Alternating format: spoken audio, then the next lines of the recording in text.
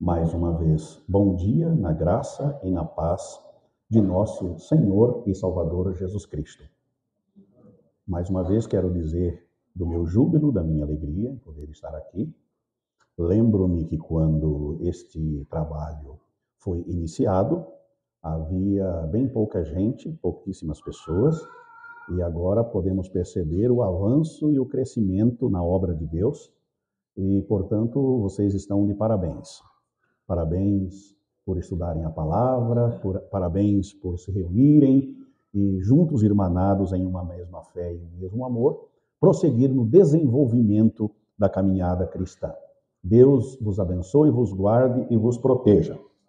Gostei que não tinha gelo seco e nem luzes, né? Parabéns também por isso. Muito obrigado. A minha visão agradece. Ok. Tem gosto para tudo, né? Vamos abrir, portanto, a palavra do Senhor. Mateus capítulo 2. É um texto normalmente lido e estudado na época natalina. Nós estamos em um momento bem oposto ao Natal, estamos em junho, exatamente 6 meses, né? Mas a Bíblia é palavra de Deus em qualquer circunstância, em qualquer momento, e ela pode nos ensinar muitas coisas. A visita dos sábios. Mateus 2. Tendo Jesus nascido em Belém da Judéia, em dias do rei Herodes, eis que vieram uns magos do Oriente a Jerusalém e perguntavam: onde está o recém-nascido rei dos judeus? Porque vimos a sua estrela no Oriente e viemos para adorá-lo. Tendo ouvido isso, alarmou-se o rei Herodes e com ele toda Jerusalém. Então, convocando todos os principais sacerdotes e escribas do povo, indagava deles onde o Cristo deveria nascer. Responderam eles: em Belém de Judá, porque assim está escrito por intermédio do profeta: e tu, Belém, terra de Judá, não és de modo algum a menor entre as principais de Judá, porque de ti sairá o guia que há de apacentar o meu povo Israel. Com isto, Herodes, tendo chamado secretamente os magos, inquiriu deles com precisão quanto ao tempo em que a estrela aparecera. E enviando-os a Belém, disse-lhes: ide informar-vos cuidadosamente a respeito do menino. E quando o tiverdes encontrado, avisai-me para que eu também vá e o adore. Depois de ouvirem o rei, partiram, e eis que a estrela que viram no oriente os precedia, até que chegando parou sobre onde estava o menino. E vendo eles a estrela, alegraram-se com grande e intenso júbilo. Entrando na casa, viram o menino com Maria, sua mãe. Prostrando-se, o adoraram, e abrindo-se os seus tesouros, entregaram-lhe suas ofertas: ouro, incenso e mirra. Sendo por divina advertência prevenidos em sonho para não voltarem à presença de Herodes, regressaram por outro caminho à sua terra. Que Deus se digne em abençoar e aplicar a sua palavra em nossos corações.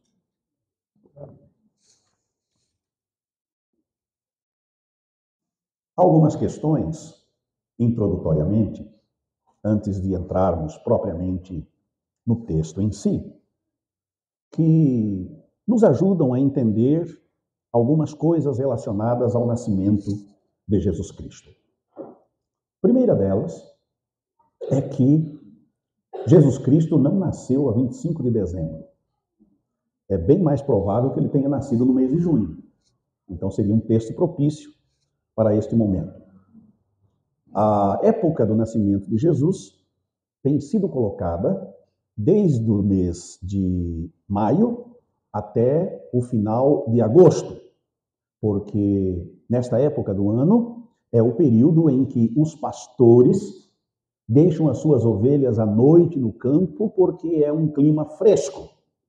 Lá é o oposto daqui. Hoje nós estamos no outono, próximo ao inverno. Lá eles estão na primavera, próximo ao verão. E a primavera e o início do verão são momentos propícios para se levar os pastores à noite. E sabemos que no dia que Jesus nasceu, os pastores estavam no campo com as suas ovelhas. E, de forma impossível, eles estariam em dezembro, porque a temperatura lá é muito baixa e as ovelhas morreriam de frio. A partir de novembro, é um frio muito forte até o início do mês de fevereiro. Então, provavelmente, Jesus teria nascido em uma época mais próxima da que nós estamos hoje, e não 25 de dezembro. Segunda coisa é que o ano do nascimento de Jesus Cristo não é o ano 0 ou o ano 1.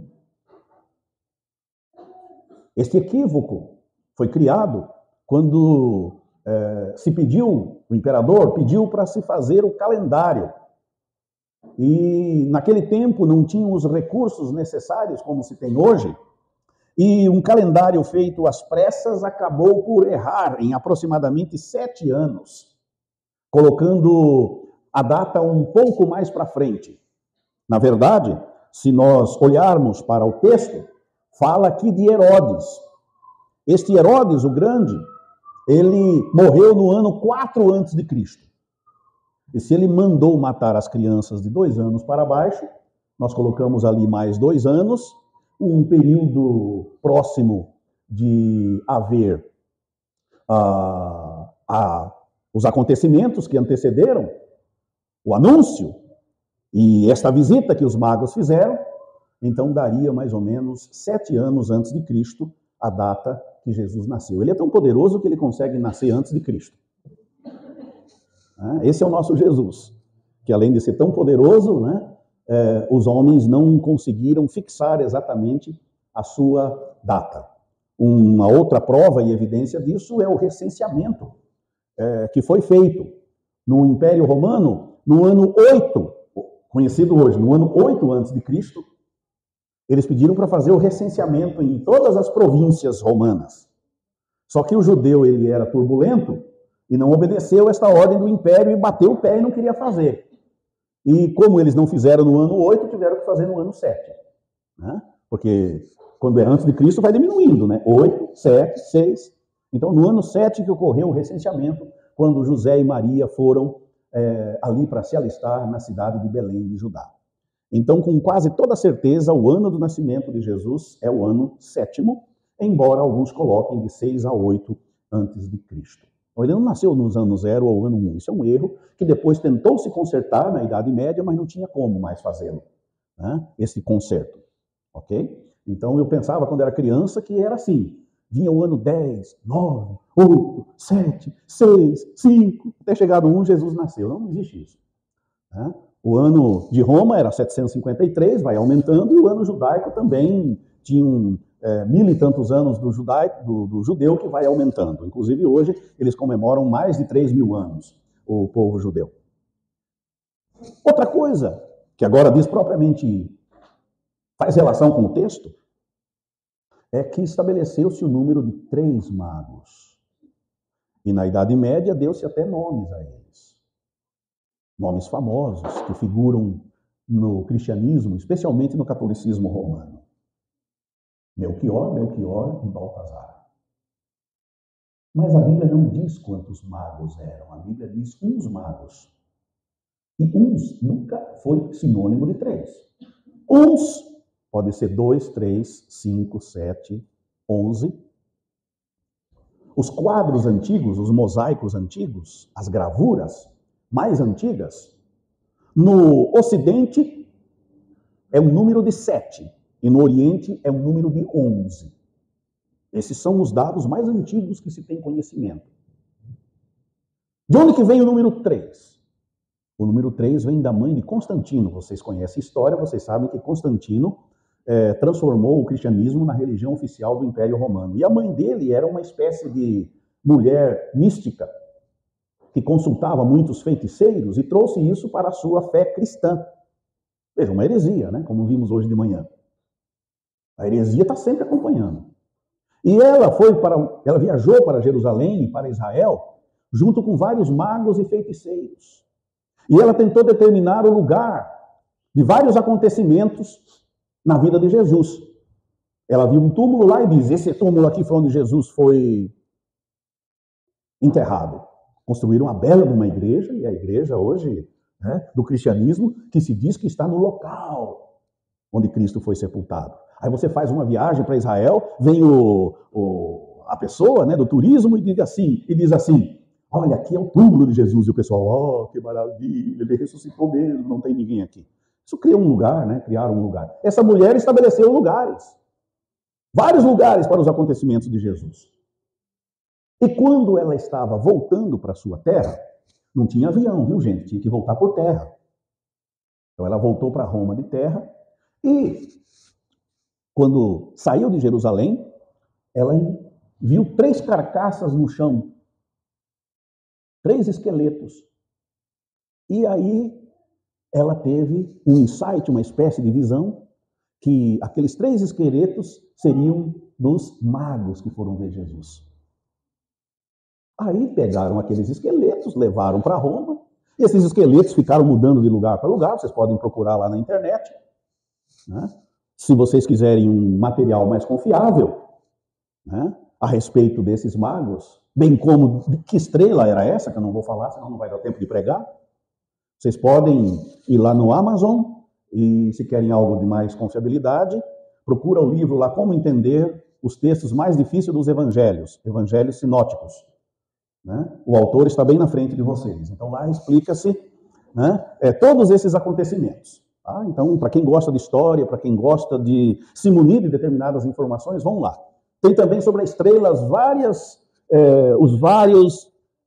interpretações. Podia ser um cometa? Podia. Se eu falar das razões que podem ser um cometa e das razões que não podem ser um cometa, vai dar horário de ir para casa. Então não vou falar. Podia ser uma estrela nova? Podia. Poderia ser uma supernova? Podia. Mas também há razões favoráveis e contrárias. Podia ser uma dança de Júpiter? Podia. Quais são as razões positivas e quais são as negativas? Então, dá uma olhada lá no material, no livro, vocês podem encontrar. Fato é que essa estrela era um sinal para os magos de que estava nascendo uma criança. E esta criança seria um rei poderosíssimo, tal qual eles não tinham informações a respeito de outro magnífico rei que teria surgido na face da terra. Os magos eram astrônomos. Naquele tempo não tinha diferença entre astronomia e astrologia. Era uma mistura dos dois. Então, lá na Babilônia, também no meu livro eu digo se eles são da Babilônia, se eles são da Arábia, de onde de raio que vieram esses caras? Possivelmente da Babilônia. Então ali, tinha-se uma crença entre os sábios que quando uma estrela surgia, e quando uma estrela surge, está uma luz fulgurante no céu. Eles percebiam e entendiam que o surgimento de uma estrela, ou a mutação de algo em estrela, significava o nascimento de um rei. E eles faziam os cálculos através dos seus mapas astronômicos e pelos mapas e a posição da estrela no céu, eles sabiam de qual país ou qual a localização que seria este rei. De onde seria este rei? Então eles fizeram as contas e foram. Esses eram os magos, estudiosos, sábios. Povo que não... mas eles conheciam a Bíblia, eles tinham conhecimento, porque eram sábios. E o povo de Judá, o povo de Israel, ficou cativeiro na Babilônia por 70 anos. E lá eles espalharam as Sagradas Escrituras, os textos, especialmente o Pentateuco, os 5 primeiros livros da Bíblia. Outros sim. Quando voltaram, na época de Esdras, Neemias, os judeus voltando para Jerusalém, nem todos eles voltaram, porque muitos estavam bem, enriqueceram-se, estavam bem instalados e ficaram na Babilônia. E tinham conhecimento das Escrituras e estudavam-na. Olha o que a Bíblia vai fazer em um ambiente de gente que nem é da descendência de Israel. os magos que eles tinham conhecimento de que o Messias viria. Este seria o rei dos judeus. Bem, os magos, quando viram essa estrela, fizeram os cálculos. Isso não é feito como hoje em dia, que temos computadores, temos até inteligência artificial agora, que em 25 segundos já sai a resposta. Naquele tempo demorava-se muito. E também não tinha o avião a jato da TAM, da Gol e da TAP Portugal e qualquer outra empresa aérea do mundo para eles irem da Babilônia para Jerusalém em pouco tempo. Hoje em dia, se você quiser ir para outra parte do mundo, se tiver passagem lá e você tiver o dinheiro e o passaporte, claro, é só você, na internet, comprar passagem e amanhã você está do outro lado do mundo. Hoje é fácil. Naquele tempo, eles iam de camelo. Era o camelo 747 do deserto. Turbinado. E uma viagem daquela demorava em torno de 5 meses para chegar. Então, outro erro grave que as pessoas fazem, especialmente na época de Natal, quando tem o presépio, o povo iludido acha que presépio tem desde o tempo de Jesus, que tem o presépio. Presépio foi algo feito no 14º século, em que São Francisco de Assis queria evangelizar os fazendeiros, porque os cristãos eram da cidade e o povo das fazendas, dos sítios, era um povo pagão. Então ele foi evangelizando e ele criou esse sistema de fazer na areia, com areia, ele fazia o burrinho, o cavalinho, a vaquinha, o Jesus, a Maria, para explicar o surgimento do Filho de Deus. E o negócio pegou tanto que 100 anos depois estava em todas as igrejas, o presépio. E fica até hoje. Tem gente que acha que o presépio está até na Bíblia. E até inspirado por Deus. Porque no presépio, Jesus acaba de nascer, os magos já estão chegando. Mas que mentira! Essa é fake news da grossa.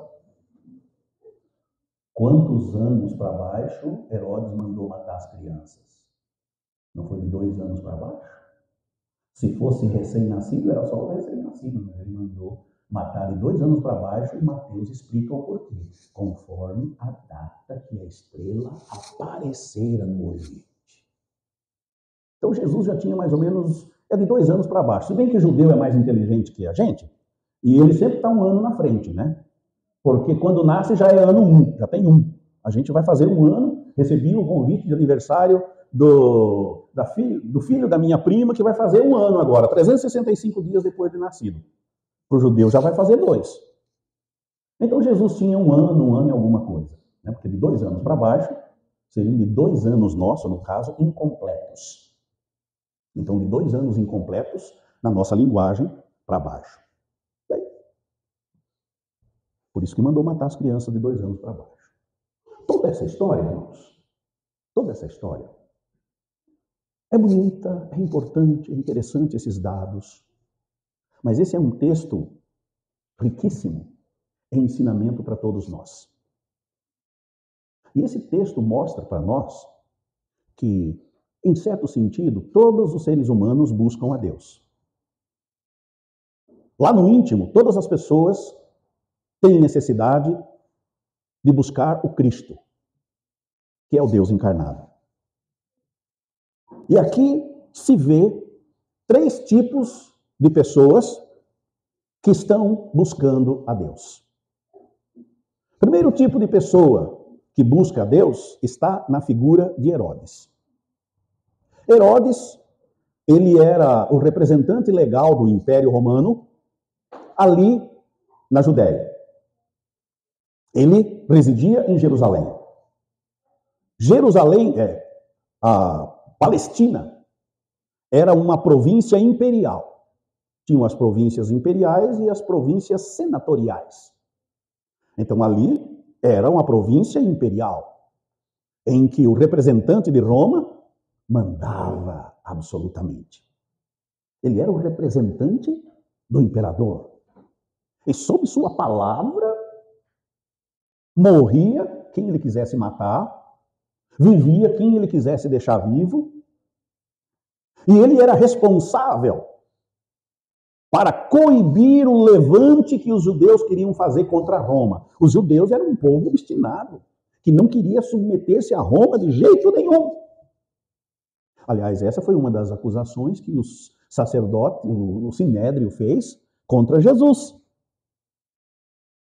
para que ele pudesse ser condenado pelos romanos. E Herodes, então, estava lá. E quando chega a notícia, onde é nascido o rei dos judeus?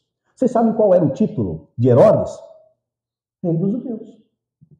Qual era o título que ele tinha sobre si? Rei dos judeus. E ele era alguém tão apegado ao seu reinado, ao seu trono, que quando ele desconfiava de alguém que queria usurpar-lhe o trono, matava. Ele matou 2 de seus próprios filhos, com medo de que eles tomassem o lugar dele, que era rei dos judeus, e se tornasse então o rei dos judeus. Matou a sua esposa preferida, porque ele tinha várias, né? Mas a preferida ele matou com medo de que ela viesse a dar-lhe cicuta, veneno. Matou. Imagine agora, chegam os caras lá do estrangeiro, chegam os magos, os sábios, procurando onde está nascido o rei dos judeus. Ora, onde que vai nascer o rei dos judeus? Tem que ser filho de Herodes. Tem que nascer no trono. Eles foram em Jerusalém, no trono. Mas chegaram lá, não tinha nascido ninguém. E aí, ele ficou perturbado. Imagine o ódio desse camarada. Imagina a angústia. E por isso que diz lá que ele ficou perturbado e com ele toda Jerusalém. Por que toda Jerusalém? Porque disseram, vai ter mais morte aí. Vieram trazer uma notícia que vai rolar sangue. Não vai dar outra, né? E ele então pergunta para os magos e diz, olha, quando é que vocês tiveram esta experiência? Mais ou menos uns 2 anos atrás, quando a estrela apareceu. Então faça o seguinte, vocês vamos perguntar aqui para os escribas, onde é que vai nascer o rei dos judeus? Onde é que vai nascer esse Cristo? Onde é que vai nascer esse esperado, esse Messias? E os sumos sacerdotes e escribas disseram, em Belém de Judá.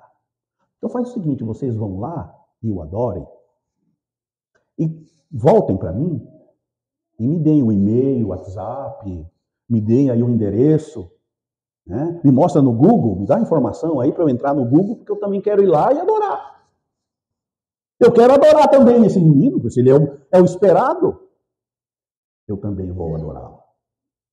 E vocês sabem da história, que ele não queria adorar coisa nenhuma, e ele vem a matar as crianças de 2 anos para baixo. Escapando Jesus Cristo e, de acordo com a tradição, Bartolomeu também foi uma criança escondida pela mãe. Mas isso é uma história com uma outra mensagem. Mas Jesus Cristo, com certeza, foi escondido. O rei ficou furioso, o rei dos judeus, e mandou matar então as crianças de 2 anos para baixo, como nós lemos e vocês sabem.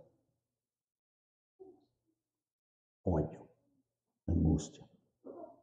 Ele queria procurar o Cristo, e ele procurou o Cristo, foi atrás dele com seu exército, com os soldados romanos, para matá-lo, para eliminá-lo, porque não queria ninguém no lugar dele. Este é o espírito, este é o sentimento, este é o desejo de muitas pessoas com relação à divindade, com relação a Cristo, com relação a Deus. Se sabem que Deus existe, e já que sabem que Ele existe, querem se ver livres dele, querem subjugá-lo, querem eliminá-lo, porque se acham reis de suas próprias vidas, têm o domínio de si mesmos, querem executar seus pensamentos, querem levar a cabo suas ideias. E se Deus existe, Ele vai querer se intrometer na minha vida. Ele vai querer direcionar os meus passos. Ele vai querer tomar conta do meu ser, dos meus planos. E os meus planos são melhores. Eu quero executar os meus planos. Eu não quero ninguém tomando o meu lugar. Eu sou dono da minha vida. Eu sou dono da minha existência. Eu sou dono do meu nariz. E eu não quero ninguém, nem mesmo Deus, nem mesmo o rei dos judeus, nem mesmo o Messias, para se meter na minha vida. Eu quero levar a minha vida eu sozinho. Não quero outro rei na minha existência, a não ser eu mesmo.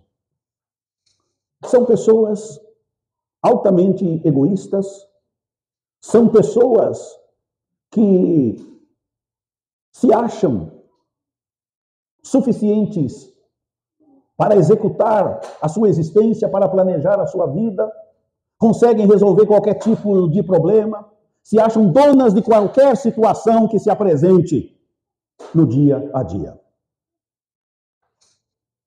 Essas pessoas terão um trágico fim, assim como Herodes teve.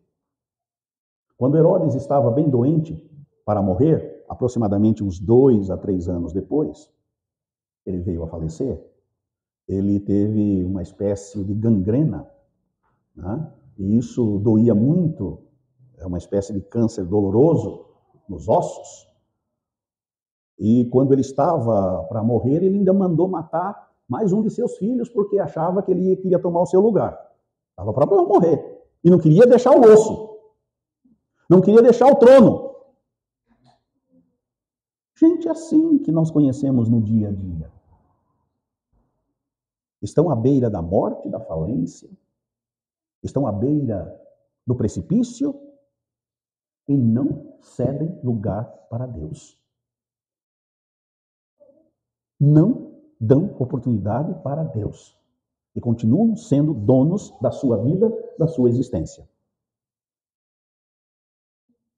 Por fim, ele deu ordem para que quando ele morresse, os soldados romanos executassem todos os líderes judaicos do povo, porque o judeu tinha muita raiva dele, por causa da mortandade que ele executava. Ele era malévolo, um ser muito malvado. E os judeus também tinham raiva, porque tinham profanado o templo e as coisas de Israel. Então ele deu ordem para que, quando ele morresse, todos os líderes do povo também fossem mortos. Só que quando ele morreu, o plano não foi executado e houve uma festança geral em Jerusalém, porque havia morrido o déspota, o facínora, que governava ali e que dominava o povo. Triste fim.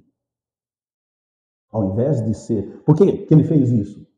Para que ele sabia que todo o povo ia vibrar com a sua morte. Então, para o povo não vibrar com a sua morte, ele quis matar os líderes judeus para que houvesse choro naquela região, por causa da morte dele. Para que houvesse choro. Mas realmente foi um tiro no pé, o tiro saiu pela culatra, e houve então muita alegria e muita festança, como ele mesmo imaginara. Pessoas altamente egocêntricas, que não deixam Deus atuar em suas vidas. Isso é Herodes. Segundo tipo de pessoas que buscam a Deus são os religiosos. Neste episódio, retratados pelos escribas, fariseus, sacerdotes, que foram questionados por Herodes onde deveria nascer o Cristo. Homens bons de Bíblia, hein? Poxa vida. Não tosquenejaram, não deslizaram. Foi Herodes perguntar, estava na ponta da língua. Se conhecimento bíblico, por si só, ajudasse as pessoas, não teríamos tantas seitas e heresias no meio cristão. Porque há pessoas que citam a Bíblia da boca para fora, mas o coração delas está longe de Deus. Conheciam a Bíblia, conheciam o Antigo Testamento. Quando Herodes pergunta, eles dizem, o profeta diz que é em Belém. Está lá. Plenamente certos.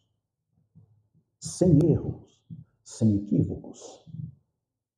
No entanto, quando este Cristo cresce, se desenvolve, é batizado por João no Jordão, começa a pregar, esses mesmos não atendem a sua própria palavra ao citar o texto. Não creram no Cristo, não andaram com ele. Era um Cristo profetizado no Antigo Testamento, esperado, anelado. E por que não quiseram? Porque eles tinham um status quo elevadíssimo. Enquanto a plebe, o povo lá, passava necessidades, eles tinham as riquezas que vinham do templo, das negociatas que vinham com Herodes, Pôncio Pilatos.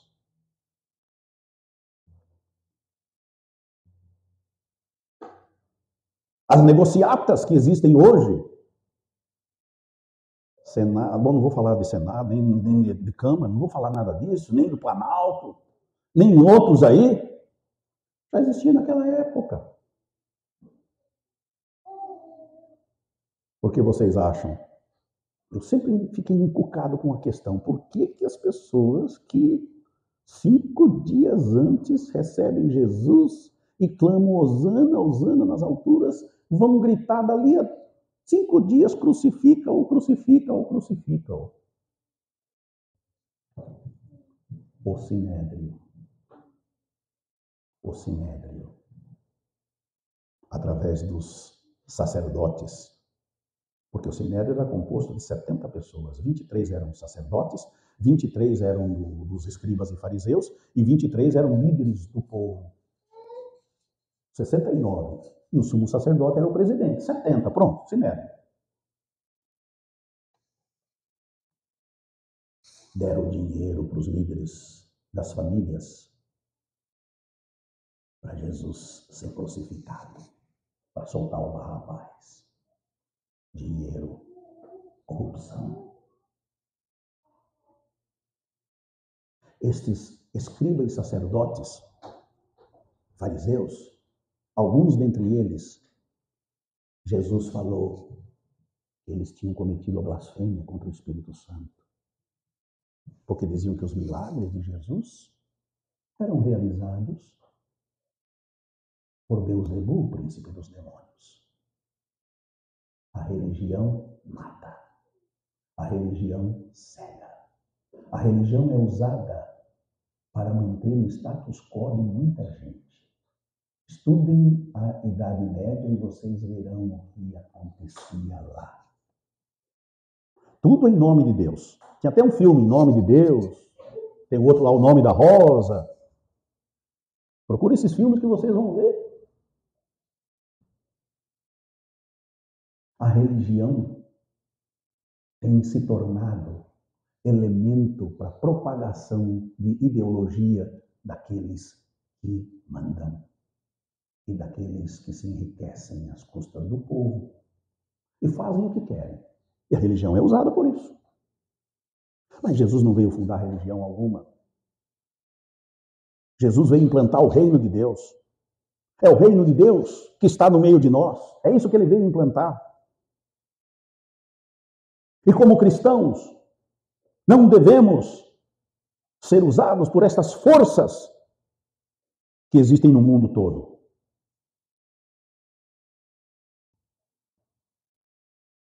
Tinham a Bíblia, mas não tinham Jesus. Eles queriam Jesus para usá-lo. Como? Usar Jesus.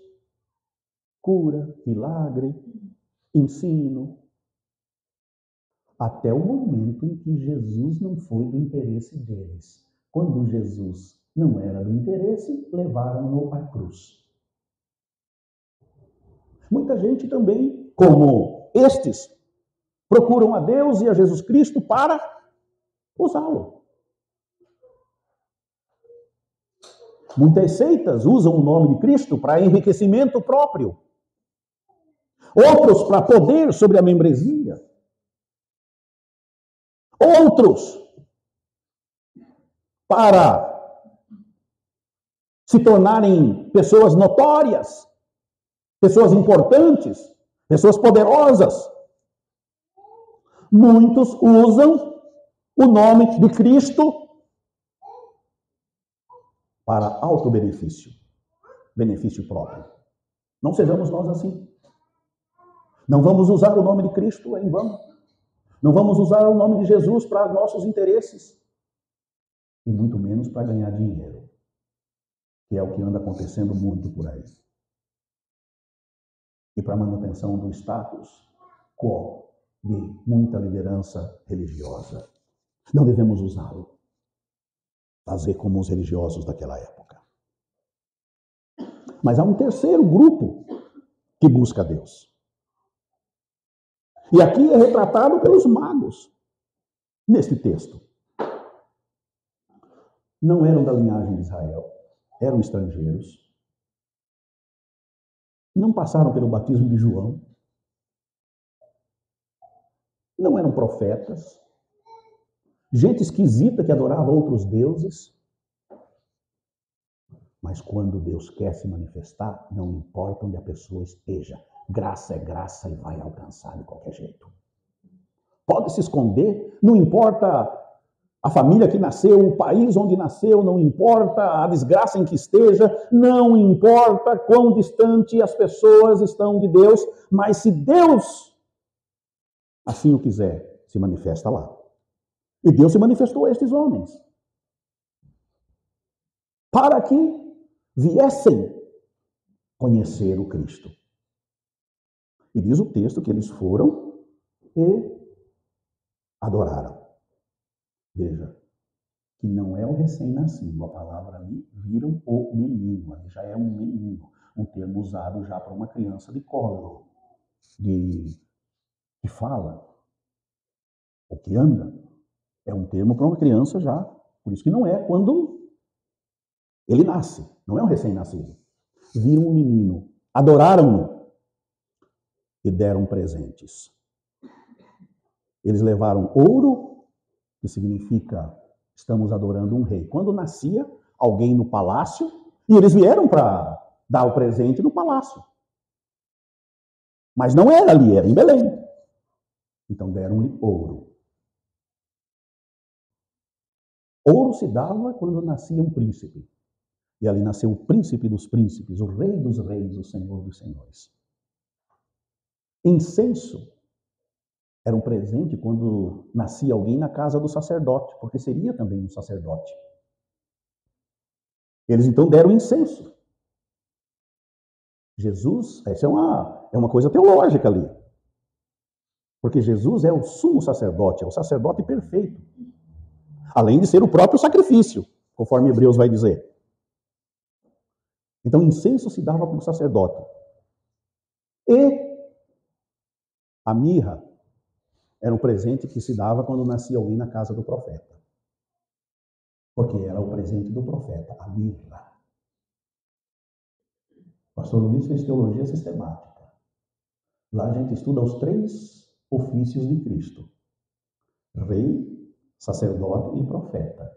Esse texto mostra isso. Rei, sacerdote e profeta. E a mirra, além de ser o presente para o recém-nascido na casa de um profeta, era também o elemento usado na preparação de um morto. Já profetizando e falando da sua morte, que o rei, o profeta e o sacerdote haveria de morrer. Eles foram e adoraram. Gente, eu fico imaginando 3 sábios. Não é 3 reis magos, tá? Essa é outra crendice. Eles não eram reis, eles eram sábios, que viviam no palácio orientando o rei. Mas não eram reis magos, eram magos. Mago quer dizer astrônomo e astrólogo. Mais ou menos por aí, não tem mais hoje em dia. Tem no sentido sociológico, né? Tem muita gente que diz que é pastor, não é pastor, é mago.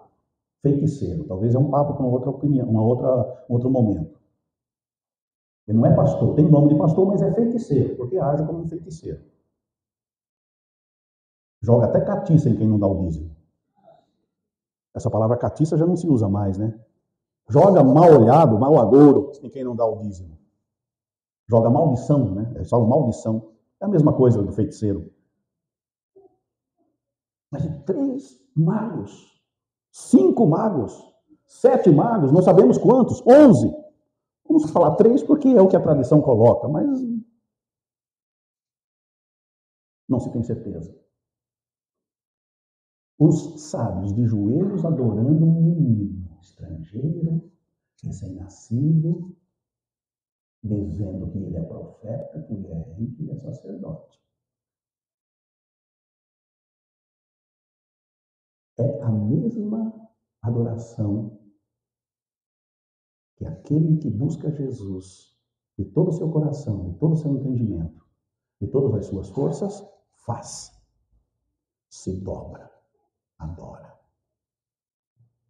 Colocar-se de joelhos para o oriental é uma atitude de pleno respeito, veneração e adoração. O oriental tem uma coisa bem específica com esse negócio de ficar ajoelhado. Para nós, no mundo ocidental, não diz muita coisa, mas para eles diz. E eles adoraram. E deram a própria vida. Porque voltaram por outro caminho. Para não morrer pelas mãos do rei Herodes. Se bem que depois, essa Helena, mãe de Constantino, vai dizer que Herodes conseguiu perseguir e matá-los. Por isso que ficaram os 3 esqueletos no caminho. Eram mortos, os magos foram mortos. Mas eu creio e entendo que se eles foram avisados por Deus para voltarem por outro caminho, para não morrerem pela mão de Herodes, é porque eles não morreram. Deus não ia fazer uma fake com eles. Dizer que eles não iam morrer, dar o sonho e depois deixá-los morrer por Herodes. De jeito nenhum. Eles escaparam.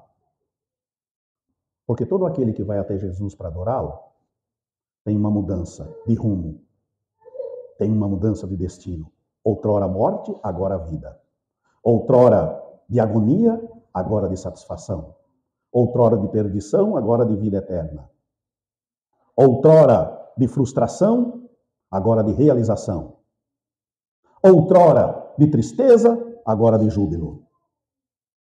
Porque todo aquele que vai até Jesus para adorá-lo tem um fim semelhante ao que aconteceu com os magos.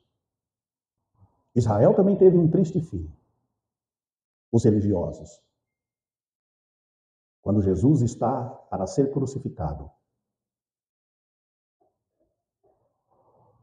eles disseram: caia sobre nós o sangue deste homem. E caiu. Caiu. Jesus mesmo dissera: não passará esta geração sem que todas estas coisas aconteçam. Uma geração ali significa 40 anos. Jesus morreu lá pelo ano 27, 28, quando foi 67, 40 anos depois, Tito cercou Jerusalém. E no ano 70, Jerusalém foi destruída. Não passará esta geração sem que todas estas coisas aconteçam. E aconteceu. Herodes morreu de gangrena. Israel foi esfacelado, espalhado pelo mundo e só voltou em 1948. Dia 13 de maio, Oswaldo Aranha, presidente das Nações Unidas, decretou lá o surgimento do Estado de Israel. 13 de maio de 1948. Eu não era nascido ainda, claro, né? Por isso não vou dizer, me lembro o dia. Não, eu estudei isso. É só procurar lá, dar um Google logo que você vai saber. Surgiu o Estado de Israel. Quase 2.000 anos ficaram perambulando pelo mundo. Hitler quase destruiu a maioria do povo. Mas aqueles que adoraram Jesus nesses 20 séculos, todos tiveram suas vidas mudadas e transformadas. Continuemos firmes no sentido de adorar a Jesus, não procurando para detoná-lo, para destruí-lo, para subjugá-lo, para dominá-lo, nem tampouco para usá-lo em benefício próprio ou de algo, mas simplesmente adorá-lo. Porque é para isso que ele veio, para ser adorado por todos nós. Vamos orar? Senhor Deus e Pai, desde o início, nós vemos Jesus Cristo sendo perseguido por Herodes, pelos soldados, fugiu para o Egito. Isso, em certo sentido, também representa a vida do cristão, a vida de cada um de nós, que às vezes ficamos perambulando para cá e para lá, mas nós temos firme convicção de que existimos para te adorar, existimos para te honrar, existimos para te amar, para te bendizer. Obrigado por esta grei, obrigado por esta igreja, por este povo que te ama e procura adorar-te em espírito e em verdade. Ser com seu pastor, com os líderes, com todos aqueles que aqui cooperam, dando-lhes maturidade, a fim de que possam sempre buscar-te em espírito e em verdade. Assim nós oramos agradecidos em nome de Jesus. Amém.